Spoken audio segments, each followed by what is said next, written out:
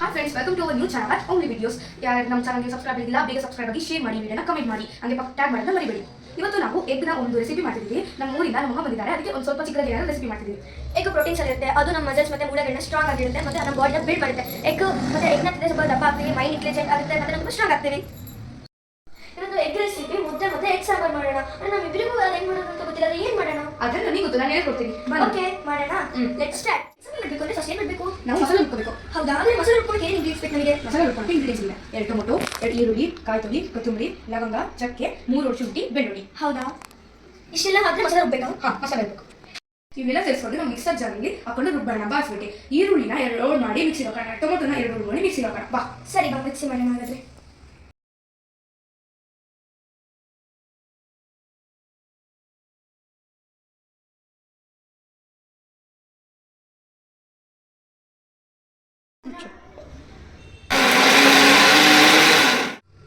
ಈಗ ರುಬ್ಬಿದಾಯ್ತು, ಮತ್ತೆ ನೆಕ್ಸ್ಟ್ ಏನು ಮಾಡಬೇಕು?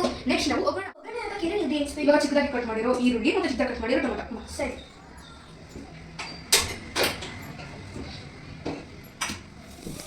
ಇವಾಗ ನೀವು ಏನು ಮಾಡಬೇಕು ಅಂದರೆ ನಾವು ಇದು ಪಾಡ್ಲಿ ಆದಮೇಲೆ 4 ಸ್ಪೂನ್ ಆಫ್ ಆಯಿಲ್ ಹಾಕಿ, ಆಮೇಲೆ ಈರುಳ್ಳಿನ ಹಾಕಿ ಅದಕ್ಕೆ ಈಗ ಎಣ್ಣೆ ಕಾಯ್ತಿದ್ದಲ್ವ, ಏನು ಹಾಕಬೇಕು? ಇವಾಗ ನಾವು ಚಿಕ್ಕ ಕಟ್ ಮಾಡಿರೋ ಈರುಳ್ಳಿನ ಹಾಕಬೇಕು.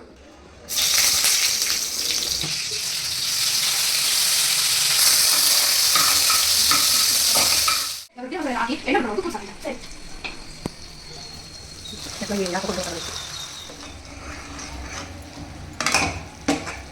ಮಸಾಲೆನ ನೀರು ಹಾಕಿ ಇದ್ರೊಳಗೆ ಹಾಕಬೇಕು.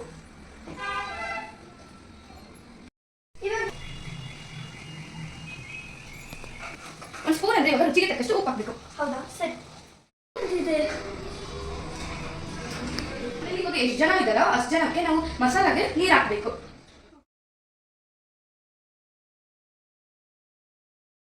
ಕುದಿಯೋವರೆಗೂ 10 ಮಿನಿಟ್ಸ್ ಮುಚ್ಚೋಣ. ಇವಾಗ ಸಾಂಬಾರು ಕುದ್ದಿದೆ, ನಾವು ಎಗ್ ಹಾಕೋಣ ಬನ್ನಿ.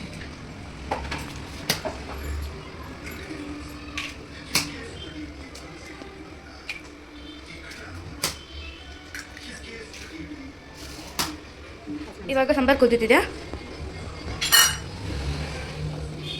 10 ಮಿನಿಟ್ಸ್ ಕ್ಲೋಸ್ ಮಾಡಿ ಬಿಡೋಣ.